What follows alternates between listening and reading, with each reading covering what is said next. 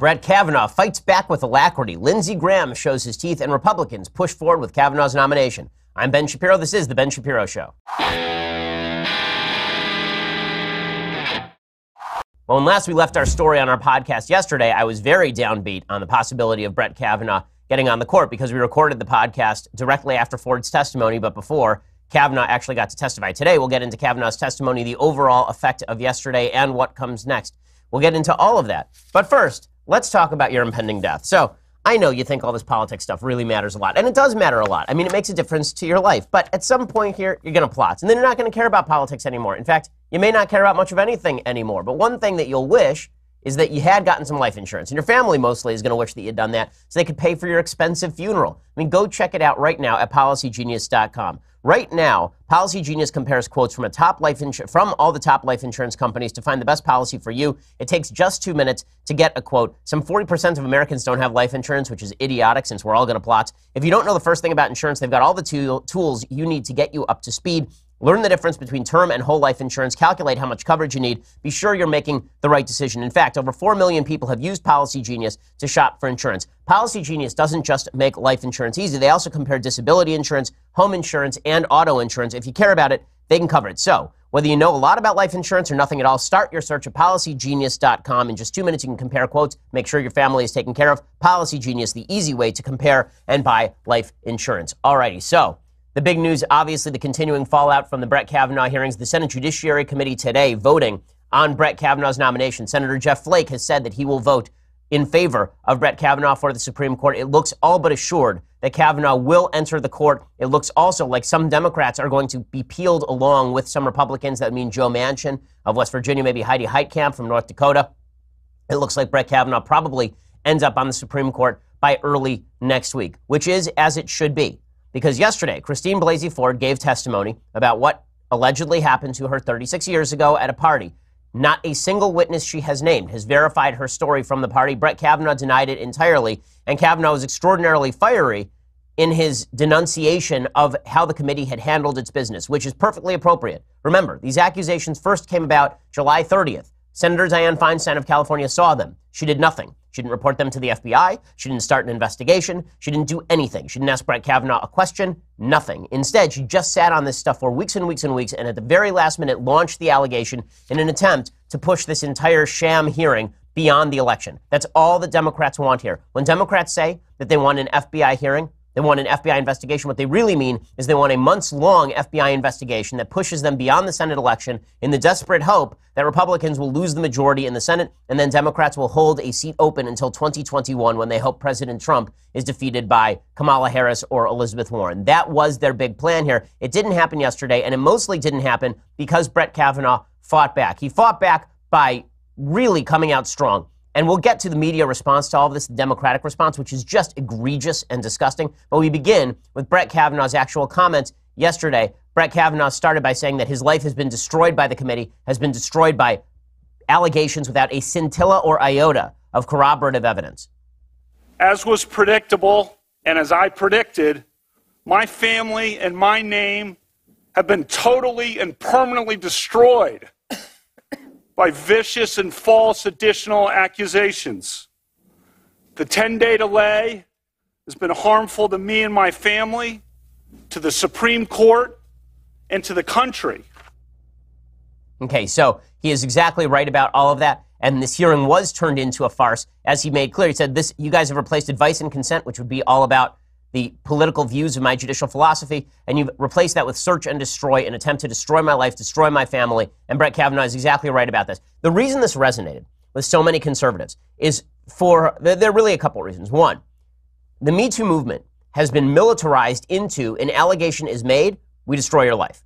Not proof of an allegation, not multiple allegations, not credibility of an allegation, none of that. An allegation is made, we destroy your life. A mildly credible allegation is made, your life is over. And there are a lot of people, conservatives and non-conservatives, who are looking around and saying that could happen to literally anyone. I was talking to a female friend last night, somebody who's led a pretty rough life, actually, and she was talking to me about the fact that such accusations could be leveraged against anyone, literally anyone. I'm, as I've said before, the cleanest person in American public life when it comes to matters sexual. Okay, but at one point, I went over to this woman's house with her husband for dinner. She said, you know, what I could say theoretically is that my husband left the room for a minute and you tried to make a move on me, right? Anybody can say anything about anyone at any time. Now, I'm not saying that Christine Blasey Ford, the accuser in this case, is completely making up the story. I don't think that she's completely making up the story. I do think that it's quite possible that her memory is wrong. But regardless, you need some sort of corroborative evidence. And in just a few minutes, I'm going to discuss why it's so necessary to have corroborative evidence for these sorts of allegations. That's reason number one, why so many people are uncomfortable with what's happening here. Reason number two, why so many people are uncomfortable with everything that is happening here is because for years and years and years, Republicans have been ripped as racist, sexist, bigot, homophobes. They have been ripped as everything that is wrong with society, everything that is wrong with the world. And Brett Kavanaugh seems like, and his record shows him to be, a fundamentally decent person. There is not a hint, not the mildest reference to any sort of serious misbehavior over the course of his life until 2 minutes before he was supposed to be confirmed for the Supreme Court. And a lot of conservatives went, somebody has to stand up in the face of this. Somebody has to say no to this sort of character assassination. And Brett Kavanaugh did that yesterday, and it resonated with people. It also resonated because Brett Kavanaugh wasn't just angry and righteously indignant. Brett Kavanaugh demonstrated a fundamental decency even in the midst of his anger. So here was some of his anger talking about replacing advice and consent with search and destroy. This confirmation process has become a national disgrace. The Constitution gives the Senate an important role in the confirmation process, but you have replaced advice and consent with search and destroy. And of course, he's exactly right about that. The moment that really made this happen for Kavanaugh, that really saved his nomination, I don't even think was him coming out so strongly against the committee, which was perfectly appropriate. It was when he talked about his own family and he talked about his daughter, because this was the moment when I think a lot of people looked at Brett Kavanaugh and they said, okay, it's not the anger is not fake.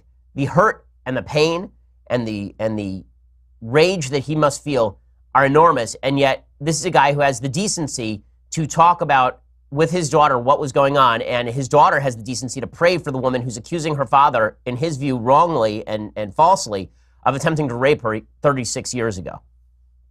I intend no ill will to Dr. Ford and her family. The other night, Ashley and my daughter Liza said their prayers. And little Liza, all 10 years old,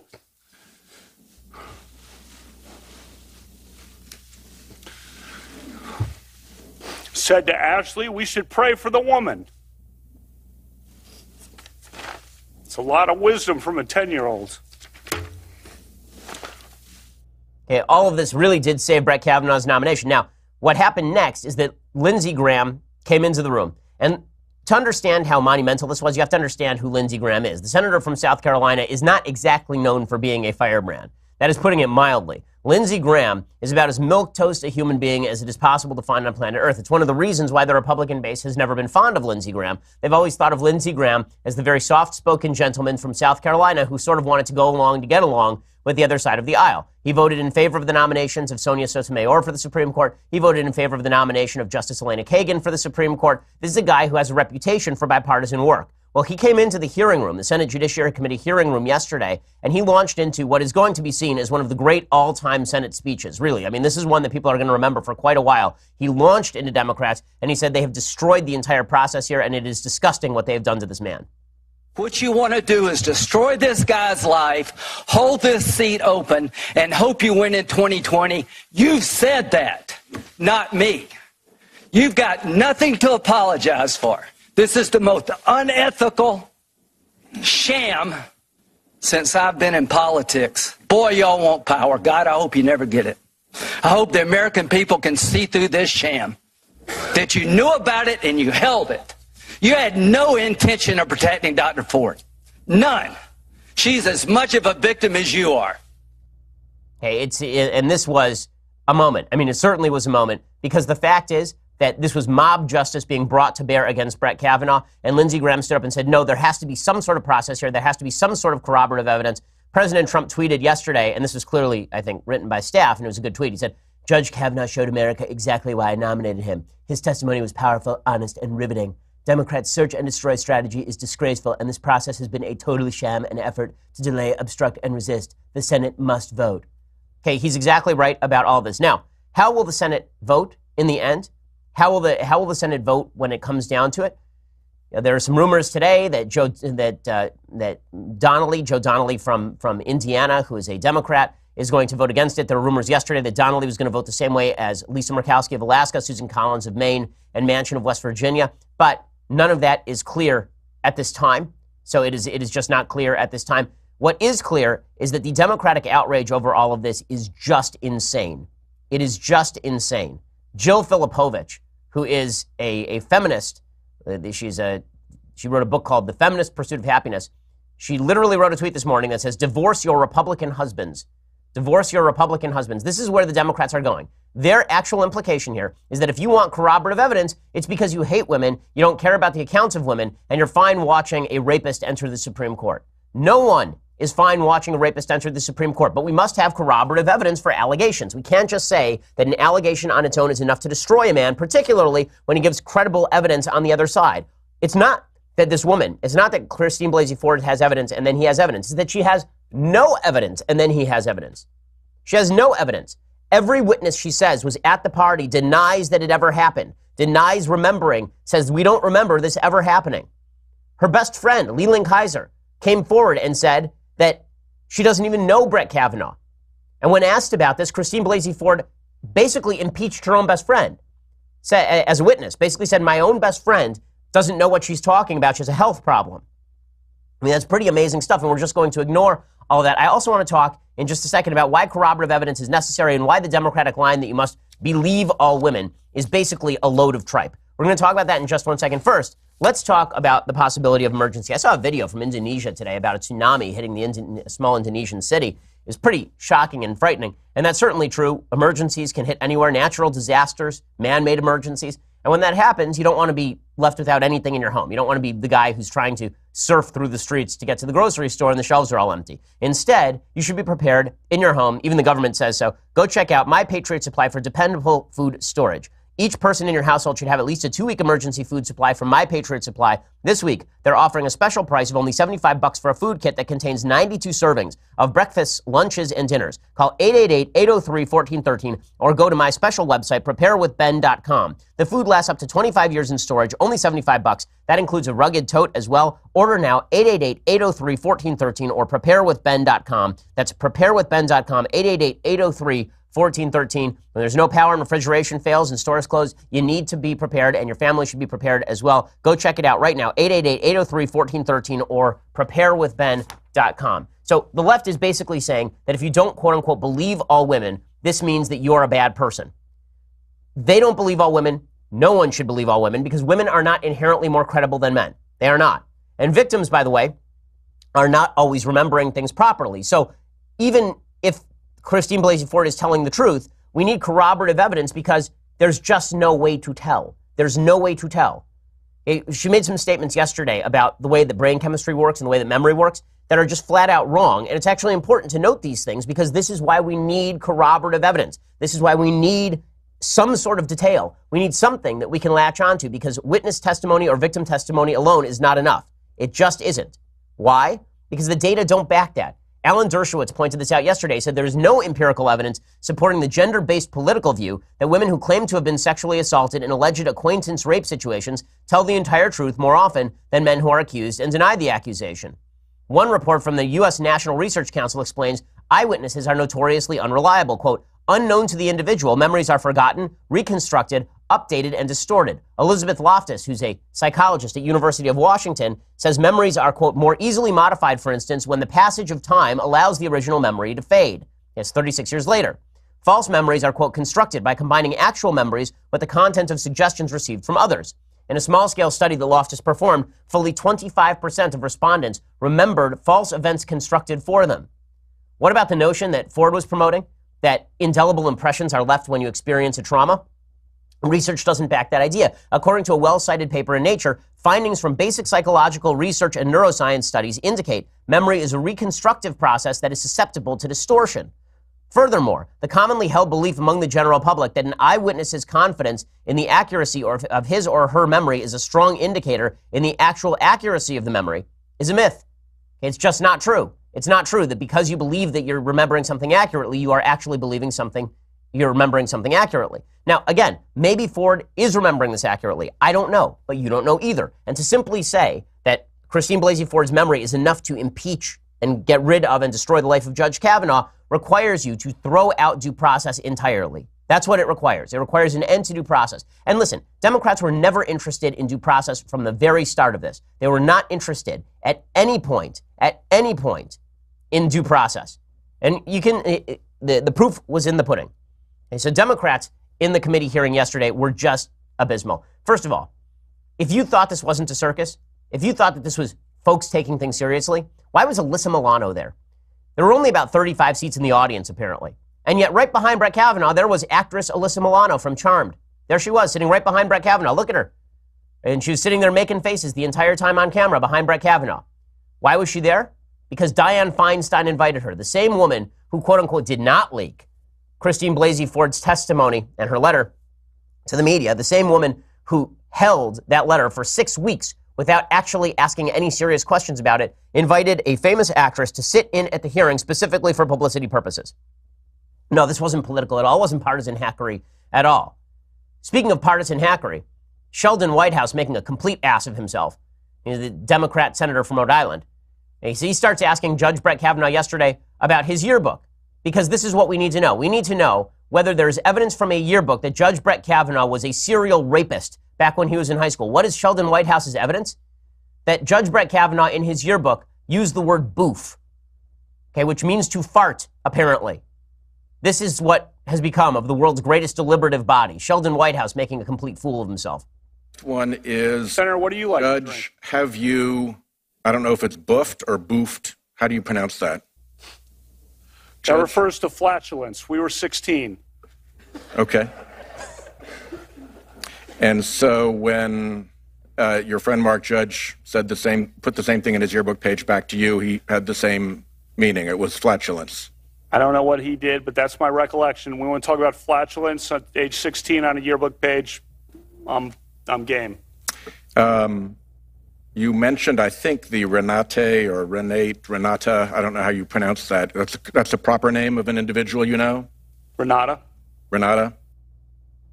Okay, and then he just continued with this line of questioning, making a complete idiot of himself. But it didn't stop there. Dianne Feinstein yesterday was put on the defensive by Kavanaugh. It was one of the great moments I've seen in American political life. Feinstein, who's been slandering Kavanaugh, basically, from the bench. I don't mean in the legal sense, but she's been saying things about Kavanaugh that are unbased with vindictive force. She had to confront Kavanaugh, and Kavanaugh basically shredded her, because there was one point here at which Kavanaugh was asked specifically about the Julie Swetnick allegations, clip 5.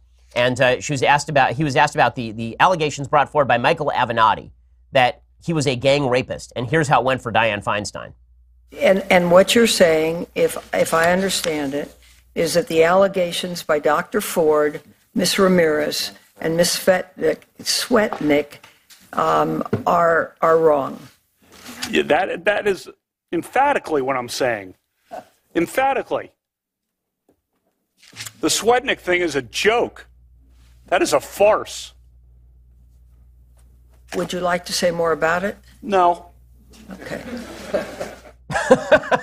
And good for Brett Kavanaugh. Feinstein came out today and she said, "I've never seen a nominee for any position behave in that manner. Judge Kavanaugh used as much political rhetoric as my Republican colleagues. Because you are all political hacks who tried to destroy his life. That's why. It is perfectly appropriate for him to fight back in preservation of his family and his life." Feinstein, by the way, ended up dumping her own witness under the bus. She ended up dumping Ford under the bus. So she was asked yesterday about how did all of these letters end up in the possession of the FBI and the media? How did the media get a hold of these letters?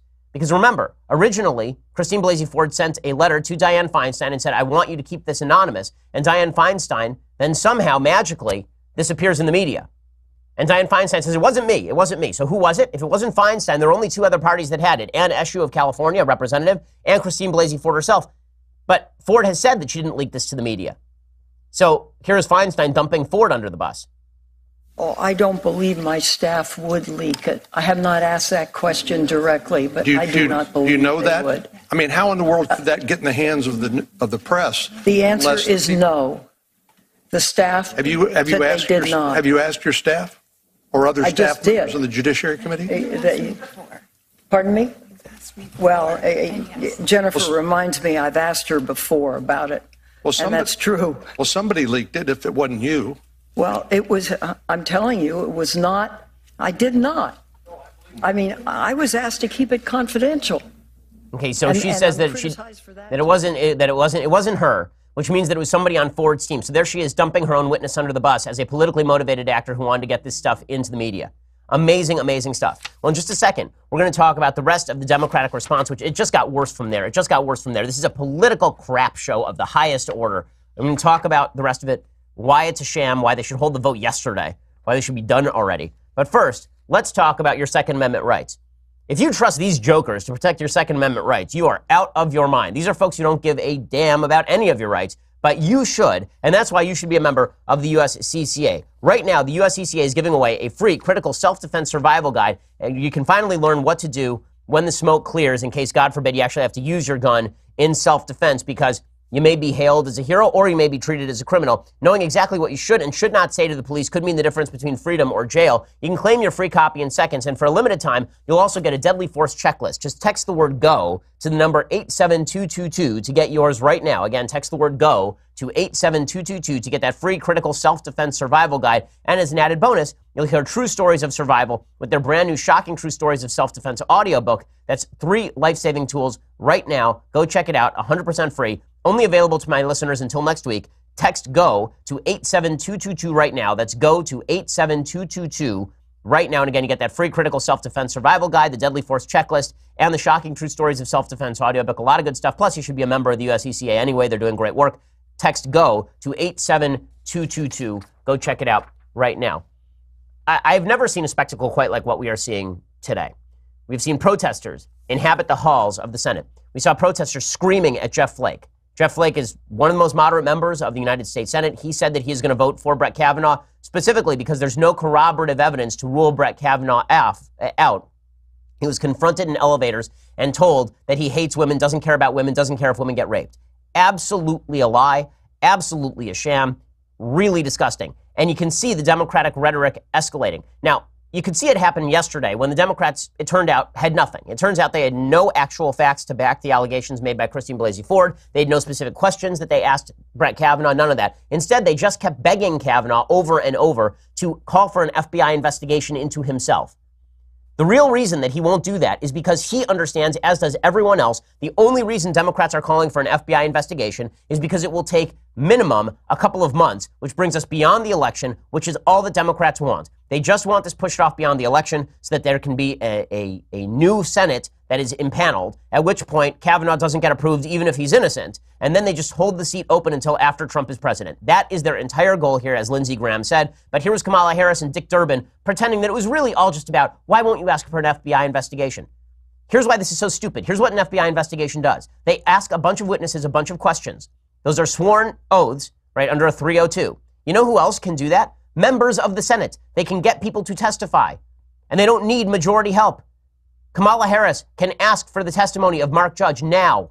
In fact, they were lying yesterday. Democrats said Republicans haven't talked to Mark Judge. Lies. Republicans did talk to Mark Judge. Democrats boycotted the actual hearing with Mark Judge. Not a hearing, but the actual interview with Mark Judge, because they didn't want to lend credibility to the actual interview with Mark Judge. This is all political gamesmanship of the most disgusting magnitude. Here's Kamala Harris, though, who wants to run for president in 2020. She walked out of the Judiciary Committee vote this morning, and she held hands with Mazie Hirono because women unite. Here was Harris yesterday pressing on the FBI investigation point. The FBI would gather witness statements. You have the witness statements. I don't want to debate with you how they do their business. I'm just asking, are you willing to ask the White House to conduct such an investigation? The witness testimony is before you. No witness who was there supports that I was there. Okay, I'm going to take that as a no, and we can move on. Okay, I'm going to take that as a no, that you're not going to call for an FBI investigation. He doesn't have the power to initiate an FBI investigation. The Senate has investigative powers. The Senate Judiciary Committee has the power to investigate. That's why Ford was there yesterday, under oath. This whole thing is ridiculous. It got even more ridiculous, though, because it didn't stop there. Brett Kavanaugh responded angrily when he was accused of rape. Ooh, that's bad. He can't respond angrily when he is accused of rape. Instead, he is supposed to respond with a completely placid demeanor, at which point Democrats call him robotic and a fake. That's how this is supposed to work. If Brett Kavanaugh gets angry, it's because he's guilty. And if he doesn't get angry, it's also because he's guilty. Ted Lieu essentially tweeted that out yesterday, our execrable congressperson from here in California. He tweeted out, if Brett Kavanaugh can be this angry on national TV, imagine what he's like when he gets inebriated. So, in other words, I accuse you of rape. You get angry. That means you're probably an angry drunk. That probably means 36 years ago you raped a girl. That's the chain of logic there. That is the chain of logic being used by a sitting congressperson. And it wasn't just Ted Lieu. It was ridiculous disgrace Brian Schatz, the senator from Hawaii. He tweeted out, it's hard to imagine this person being objective and fair on the Supreme Court. Is it, though? He spent years on the D.C. Circuit Court of Appeals. Is it possible you might be pissed if I accused you of rape? Is it possible you might not appear objective and fair if I accused you of rape and you came back at me and you said, you're a bleep? What, but you're not being objective and fair to me. Right, because you just accused me of rape. It's probably that. And it wasn't just those. Right? Senator Jeff Merkley is 26. Jeff Merkley tweeted something similar out. He said, Brett Kavanaugh showed himself today to be a partisan hack in a robe, utterly lacking the temperament to be a justice of the Supreme Court, and his repeated refusal to request an FBI investigation speaks volumes. A partisan hack in a robe? Again, you'd have something in his actual record to support that if you cared to look, but instead, you're just going to call him a partisan hack after it. I mean, this is gaslighting at its finest.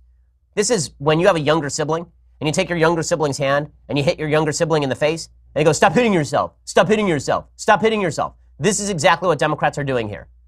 Democrats are saying, you are a gang rapist, you are an alleged rapist of a 15-year-old girl 36 years ago at an unnamed party, at an unnamed location, at an unnamed date. That's you. And then if you get mad, that just shows you're a partisan hack. If you say that I'm only doing that for partisan purposes, well, that shows that you, sir, are the real partisan. You wonder why people are going nuts? Because you're gaslighting them, which is deliberately designed to make people go nuts. That's what gaslighting is. Gaslighting is where you tell somebody something not true, and then when they respond to the untruth, you blame them for responding to the untruth. That's what's going on here. Honest to God, Democrats stoop pretty low sometimes, but to protect abortion, which is what this is really about, this is as low as I've ever seen anyone stoop. Anyone.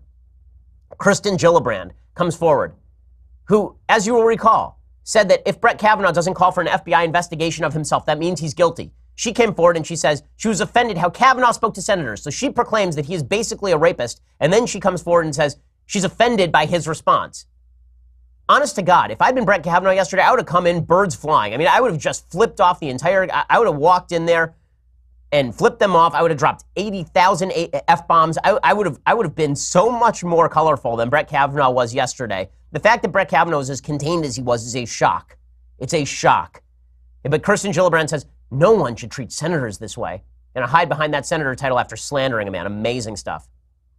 The way he talked, he was so arrogant in how he spoke to senators and dismissive. I was really offended by how he behaved at the hearing. Oh, no, we're not offended by Kirsten Gillibrand. We're not offended by Dianne Feinstein hiding a story of rape for 6 weeks so that she could get away with pushing Brett Kavanaugh off the court. Just absurd. Just absurd. Okay, the most absurd, of course, is from ex-Senator Barbara Boxer, who used to be officially the stupidest woman in the United States Senate. You know, now she's no longer in the United States Senate. She's been replaced by Kamala Harris, and so now there's a running gun battle for stupidest woman in the United States Senate, who may not, in fact, be stupidest person in the United States Senate. Sheldon Whitehouse is definitely up for that honor. But in any case, Barbara Boxer, who used to be the stupidest woman in the United States Senate, she says that Brett Kavanaugh, you could actually see him attacking a woman because he was sitting there getting angry that people were accusing him of attacking a woman. All of a sudden, we see a man transformed from a choir boy who, up to now, has said, after hours in front of the committee, he lived this very perfect life. All of a sudden, his anger is triggered. And what we saw today is someone who you could now see attacking a woman. It's very frightening. Yes, that was clearly what happened there. If I accuse you of rape and you get mad, then clearly you're the kind of person who would attack a woman. I mean, this is legitimately a witch hunt kind of thing. This is legitimately if we throw you in the river and you sink, that means you were innocent. And if you float, that means you're guilty and we burn you at the stake. That's what this is. If he gets mad, it's because he's guilty. If he doesn't get mad, it's because he's insincere. What's even worse than the Democrats, you can expect to do all this sort of nonsense, are the members of the media. I mean, the media coverage of this was just egregious. They are so partisan. They are so open in their partisanship. It is truly an astonishing thing to watch. And the mask is off. I mean, you wonder why. I hope Republican turnout is amazing in 6 weeks. I hope Republican turnout is just unending. I hope you bring all your friends to vote, because these folks cannot have power. These folks cannot be given power. If these folks have power, they will use it to run you and your rights off the ground. That is what they are doing here. They were willing to destroy a man's life and family based on an unverifiable allegation. What do you think they're willing to do to you for political gain? What do you think they're willing to do to your rights for political gain? It's the most cynical, partisan, disgusting hackery I've ever seen in my entire life. It's just abysmal. And the media, complicit in it at every step of the way, because the media have demonstrated that they are, in fact, Democratic outlets. I'm a guy who's criticized President Trump for saying that the media are fake news. But this week, they proved that they were partisan hacks in objective news journalist sheep's clothing. They showed it over and over again. I'll explain in just a second. But first, you're going to have to go over to Daily Wire and subscribe. For $9.99 a month, you can get a subscription to Daily Wire. It means you get the rest of this show live, the rest of Andrew Klavan's show live, the rest of Michael Mosley's show live, the rest of Matt Walsh's show live, all sorts of goodies. Plus, you get to be part of the mailbag. Yesterday, we did a second live show, and I took questions from our subscribers only. You can do that sort of thing if you are a subscriber. So go check it out right now. Also, subscribe at YouTube or iTunes, and that ensures that you're going to be able to actually get our Sunday special, it's Cameron Caskey this Sunday. And then we have a bunch of great ones coming up as well. So go check that out. We are the largest, fastest growing conservative podcast in the nation. I'm going to show you some of the media treatment of all of this. Now, we're going to start with some of the quote-unquote objective media, and then we'll get to the non-objective media, because the non-objective media are Democrat hacks, are basically Democrat hacks, and I want to discuss their point of view. But let's start with the folks who are supposed to be objective. So we begin with John King of CNN. So John King of CNN yesterday, he comes out and he says, Brett Kavanaugh went full Trump, which is the worst thing you can say about anyone on CNN. He went full Trump. Or alternatively, Brett Kavanaugh was legitimately defending himself against charges that he believes are false against him. But if you're angry at any point, then you're Trumpian. And if you're not angry, it's because you're not authentic. Authentic emotion. My favorite meme this week, today, was Maggie Haberman over at the New York Times. Maggie Haberman at the New York Times tweeted something out like, if you had ever seen a Democrat get angry and upset and yelling and crying and being mean with senators, if you've ever seen a Democratic woman like that, they would have been run out of town on a rail. Really? I remember someone named Hillary Clinton who went in front of the Senate committee on Benghazi and said that it didn't really matter, right? What difference does it make how things went down in Benghazi? What difference does it make why the protests happened in the first place? Yelling at senators, being as militant and nasty as humanly possible, and the Democrats cheered her. Still, she persisted. It's just nonsense. But here's John King doing the same routine. Brett Kavanaugh is obviously just like Donald Trump. The implication being, of course, that he's just as guilty as Donald Trump on matters sexual. Brett Kavanaugh went full Trump today. Mm-hmm. And does that appeal to them or does it repulse them? And because they don't like Trump, of those four key senators, they are repulsed not only by this president, by how he conducts himself, by his history. So does Kavanaugh's embrace of Trump help him? Just insane. John Bresnahan of Politico, a supposedly objective journalist over at Politico, he tweets out, this indignant, angry attitude is not good for Kavanaugh. Really, isn't it? And then we had Brian Stelter, right, a supposedly objective journalist on CNN. He quotes a piece from the Washington Post. Today in America, this was men against women, right against left, a cascade of recrimination, explosions of anger, hours of tears and sobs. Was it men against women? Or is that the narrative the media wants to portray? My producer, Senya, turns out she is a woman. Okay, and my producer, Senya, was miffed yesterday. I mean, angry yesterday over the treatment of Brett Kavanaugh. And honestly, I've rarely seen so many Republican women angry at the treatment of anyone. We have a lot of women who work in this office. A lot of women who work in this office. They were glued to the screen and they were indignant at the way Brett Kavanaugh was treated yesterday. Because it turns out a lot of these women have husbands, have sons. A lot of them are looking at the way men are being treated by the militant feminists and the radical members of the Me Too movement. And they're saying, I can't live in a country like this. I want people protected. Yes, I like men and I want men protected too. They are still American citizens, even if they have penises. It turns out there are a lot of women who still believe in due process and the rights of the accused. There's still a lot of women who don't like to watch partisan hackery substituted for any sort of knowledge. It's an amazing thing. The Washington Post had this headline. Kavanaugh's sexual assault hearing turns partisan as Republican senators lash out at treatment of Supreme Court nominee. It wasn't partisan before that.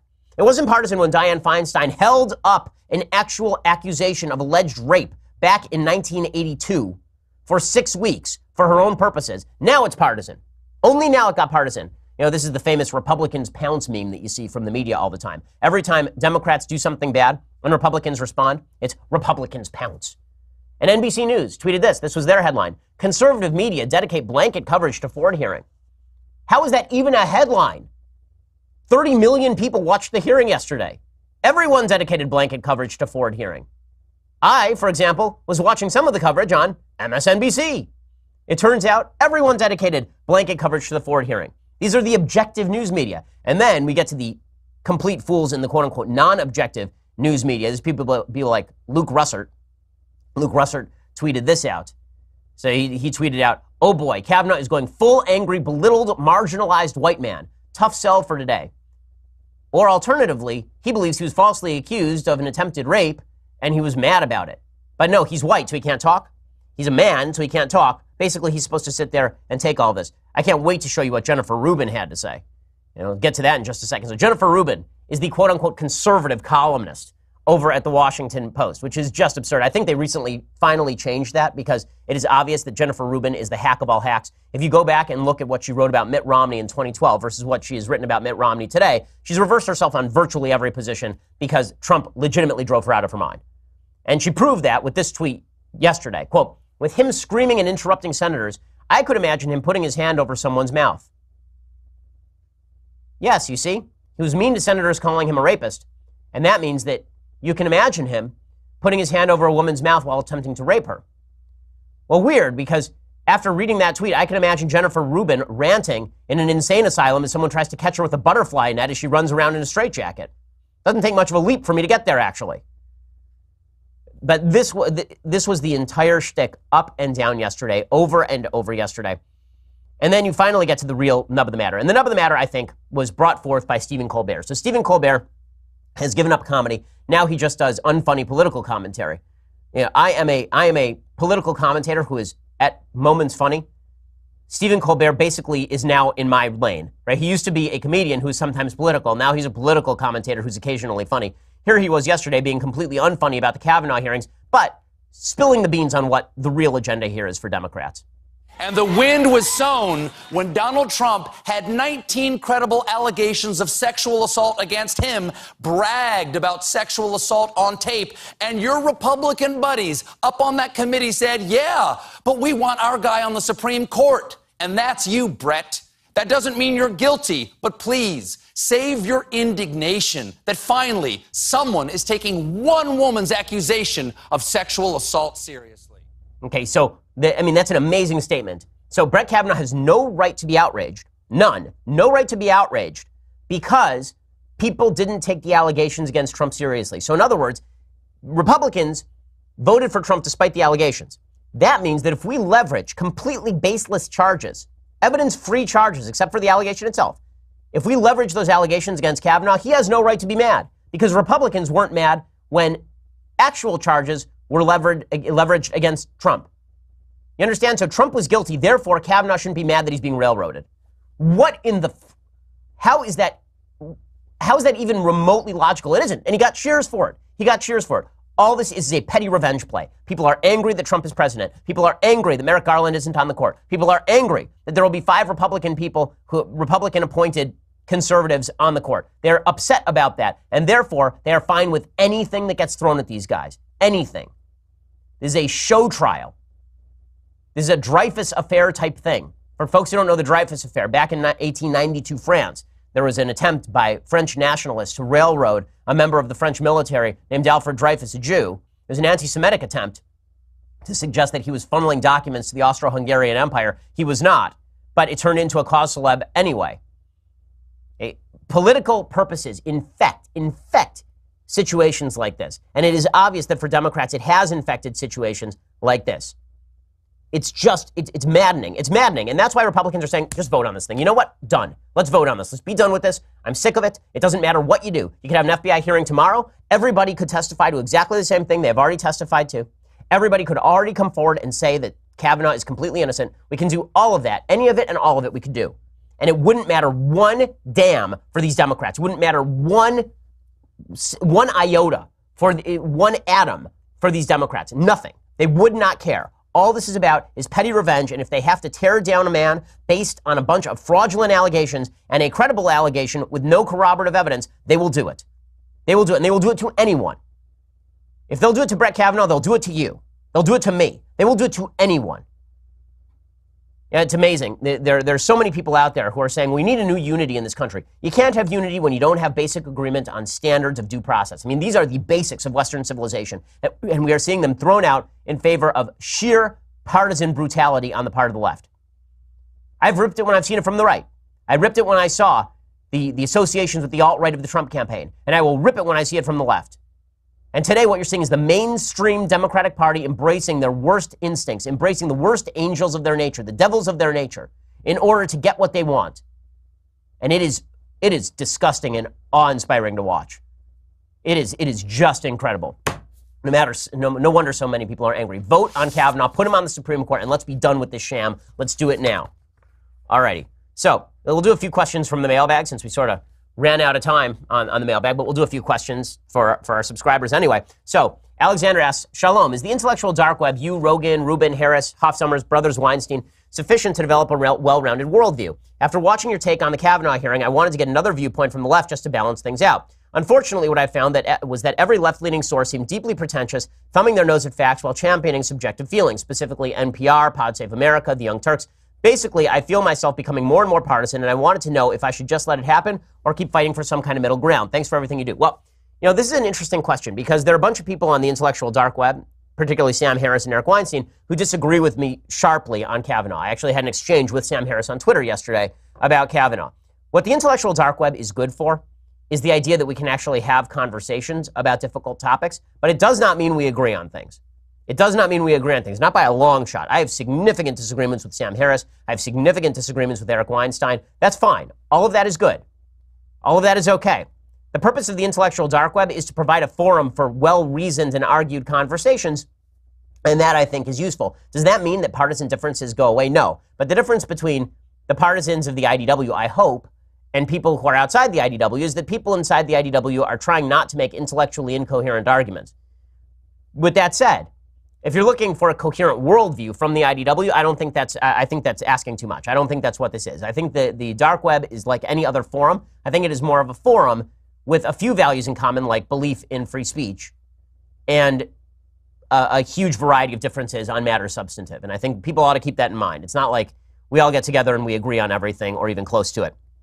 Nicole says, please enlighten me as to how you keep your emotions in check during this despicable circus. My blood is boiling, but I try to stay quiet because I know if I speak up, I will probably blow with anger. Thank you, Nicole. Listen, I'm having a tough time. I'll be honest with you. I mean, this is the most emotional I've felt about politics in a long time. And that is just because it is exactly, as you call it, a despicable circus. I think that keeping your emotions in check is mostly a matter of being at a remove. It's harder to be at a remove when you watch people make not only intellectually incoherent arguments, but morally despicable arguments. Joe Filipovich, divorce your Republican husbands. Honestly, gentlemen, don't marry radical feminists in the first place. That is the proper response to that. But, I mean, how do you keep your emotions in check? That's why, listen, I'm a human being just like anybody else. I try to present as many facts as I can. I hope that those facts are convincing to you. I'm not going to pretend I don't get emotional about subjects, but I hope that those emotions are not dispositive because I don't think that emotions should be dispositive. Hal says, Ben, what are your biggest pet peeves besides your wife losing her phone? Yeah, I know. I got a lot of play off of that story about my wife losing her phone. That is definitely one of them. The truth is that most pet peeves are my own fault, I think. It's mostly stuff where I have expectations of people and the expectations are unjustified. My wife losing her phone is probably the biggest one, honestly. I'm trying to think of other pet peeves. I mean, obviously, like, they're moral pet peeves. That I have just pet peeves with politics in general. I have pet peeves with Twitter. I have pet peeves with social media. But in terms of kind of interpersonal relations, okay, so a couple of them. When people say, can I just have a minute of your time? And I'm in the middle of work, that's a pet peeve because the answer is no, you can't because it's not actually a minute. It's more like 15. I've said this before. It takes me 7 minutes to get out of what I'm doing, 7 minutes to get back into what I'm doing, and it's a problem. And so that one is not great. Let's see, other ones, interpersonally, if I so there are times where I will ask my wife, I need like 15 minutes to do something. Can you watch the kids? And she'll be doing her best, and she'll be watching one, and then my 2.5-year-old son comes busting through the door. Now, Colton is sitting in the room. Colton has seen my 2.5-year-old son. My 2.5-year-old son is a nut. Okay, my 2.5-year-old son, he's the most charming, beautiful, wonderful kid, and he is totally crazy. He is totally a crazy person. Colton was on a flight from Sacramento to LA with me and my 2 kids and my wife, because we just ended up on the same flight back the other day. And he watched as my son lost his bleep for a full 35 minutes on the descent into Los Angeles because he wouldn't sit his little ass down in the buckle.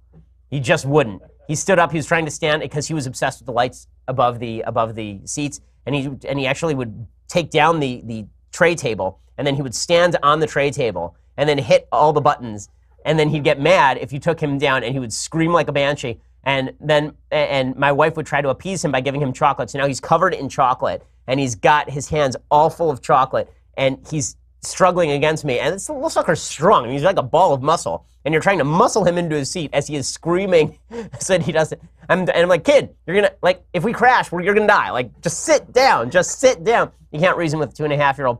In any case, sometimes my wife loses containment of the children. The quarantine ends, and I'm sitting in the library working, and suddenly the kid busts through the door and just jumps on my back. And it's too cute for my wife to do anything about it, but I actually need her to do something about it, and it doesn't happen. So that is a pet peeve, but that's honestly not her fault. It happens sometimes. Again, most disappointments and pet peeves come from you having expectations of other people that are unfulfilled.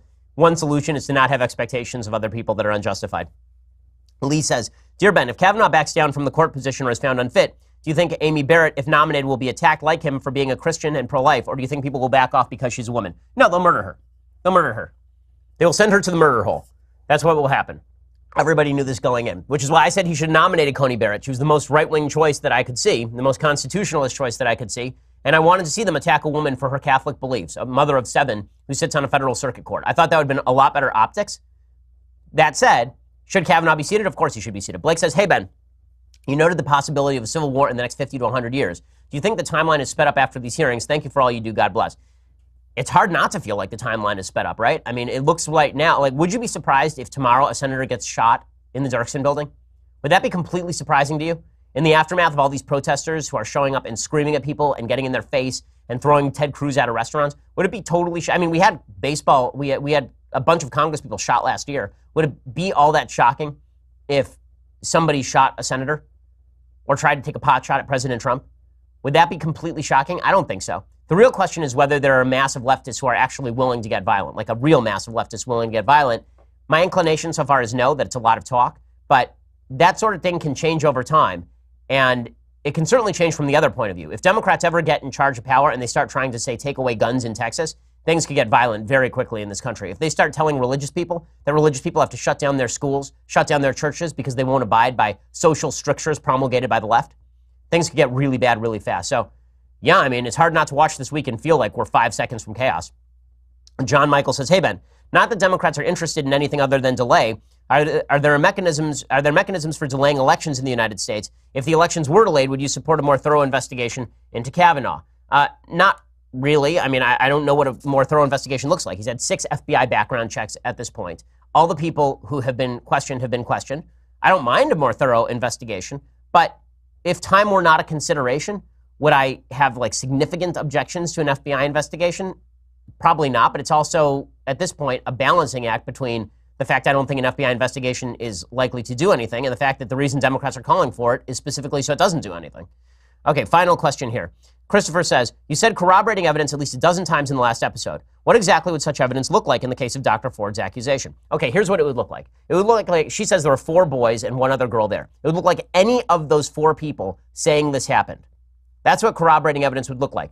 It would look like somebody saying, yeah, I picked her up from a party, she was crying and hysterical. It would look like somebody saying, I dropped her off at the party. It would look like somebody saying, yeah, she told me about it the next day. It was really awful. It would look like her saying anything for 30 years, any shred of corroborating evidence. I heard about a party that happened and something really went wrong, and I heard Ford was there and I heard Kavanaugh was there. Like anything. There is not one shred of corroborative evidence. Nothing. We don't even know the house where this took place. I mean, that's what I mean by corroborative evidence. I don't think any of those things are too much to ask, by the way. Every single allegation made about Kavanaugh to this point, supposedly happening in public. right, supposedly happened in a public setting with other witnesses. Not one witness has come forward and said they saw this stuff happen. Not one. That's kind of telling. Alrighty, so time for a quick thing I like, and then a thing I hate, and then we will break for the weekend. Now, I got to warn you guys.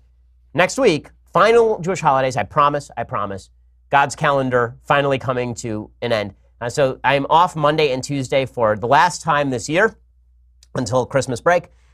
So just the warning now. So listen to this episode 3 times, because basically I don't know that much is going to change, except I think Kavanaugh will probably get confirmed. But we'll be back here next Wednesday. But let's do some things I like and some things. Oh, yeah, and also you can check out what I think on Sunday, because we're doing the Ben Shapiro election special on Fox News. So if you miss me that much, we have a Sunday special on Sunday and the Ben Shapiro election special on Sunday on Fox News. So you won't miss me that much. I'll only be gone for a couple of days. But let's do a thing I like and a thing that I hate.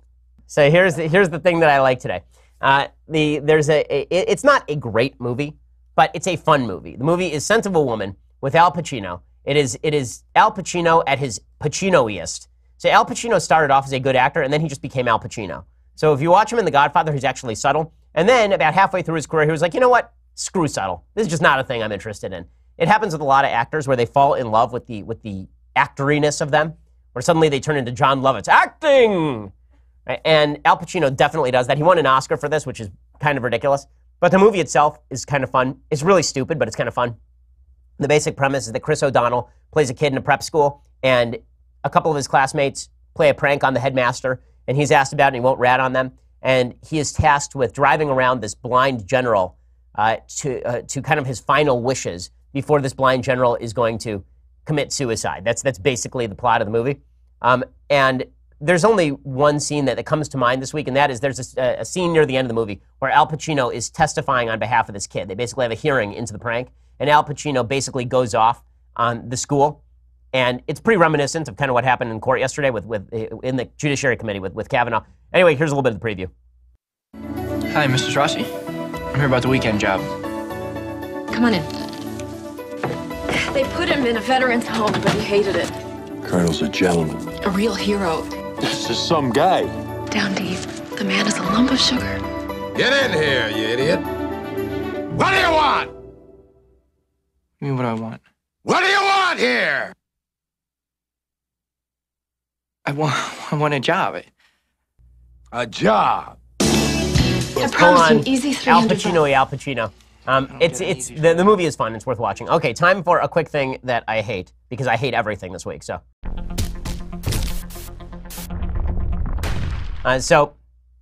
Hillary Clinton is irrelevant. No one cares about her. She was a terrible candidate. She is not a good human, in my opinion. And Hillary Clinton is being brought back by the folks at NBC for a cameo on a show that never should have been remade. Namely, is this on CBS or NBC? It's CBS. The show is Murphy Brown. I don't know why we are bringing back Murphy Brown. We've run out of all ideas. So Candice Bergen, who is now approximately 97 years old, is back in the starring role as Murphy Brown, when in reality, this would never happen, because let's be real about the news industry and CBS and NBC. They'd fire every woman at 60 except for Barbara Walters. I mean, this is like first problem. I'm having a tough time with the believability. In any case, Murphy Brown is there, and suddenly Hillary Clinton shows up to interview as her secretary. This is maybe the most spine-chillingly boring segment of television you have ever seen. And it reminds you why Hillary Clinton is not president, because my God, woman, as somebody who has no capacity to act, I mean, I'm an awful actor. It's a joke around the office. Every time we cut a promo, every time we do a bit, we have to cut around me. I'm like a child actor. We take like 7 takes of me, and then we cut it in, right? So that oh, look, it's a reaction shot, right? It really is that bad. I'm an awful actor. So I speak from experience. Hillary Clinton makes me look like Laurence Olivier. I mean, she is just, I'm like Daniel Day-Lewis compared to this lady. She is just astonishingly awful. Here she is doing alleged comedy with Candice Bergen and Murphy. My goodness. I guess you've heard this is a pretty demanding job. I have. Your reputation precedes you. But I want you to know I'm not afraid of hard work. I'm qualified and ready on day one. And I also assume you've had previous secretarial experience? Absolutely. For 4 years, I was the secretary. I was the secretary of a very large organization. And you have all the requisite skills, computer, email. Emails. Yeah. I do have some experience with emails. Let me give you my card. Thank you. Thank you. Hillary at youcoulda-had-me.com. Okay, worst cameo I have ever seen in my life. Like, she has no sense of timing. Like, it's not that the dialogue is bad, because if she actually had a sense of timing, then it might be funny. But her sense of timing is basically she just says a line.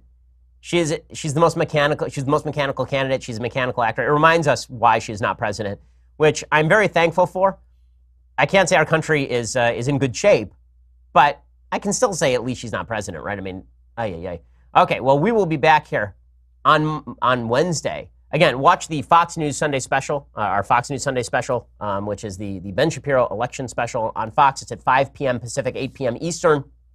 Go check that out on Sunday in case you're going to miss me too much over the weekend. Otherwise, we'll see you back here on Wednesday. We'll see you then. Try not to ruin things further. I mean, God, if I come back after the holiday and the world is just on fire, well, I guess that would be like a normal Wednesday around here. We'll be back there then. I'm Ben Shapiro. This is The Ben Shapiro Show. The Ben Shapiro Show is produced by Senya Villarreal, executive producer Jeremy Boring, senior producer Jonathan Hay. Our supervising producer is Mathis Glover, and our technical producer is Austin Stevens. Edited by Alex Zingaro. Audio is mixed by Mike Caramina. Hair and makeup is by Jesua Alvera. The Ben Shapiro Show is a Daily Wire Forward Publishing production. Copyright Forward Publishing 2018.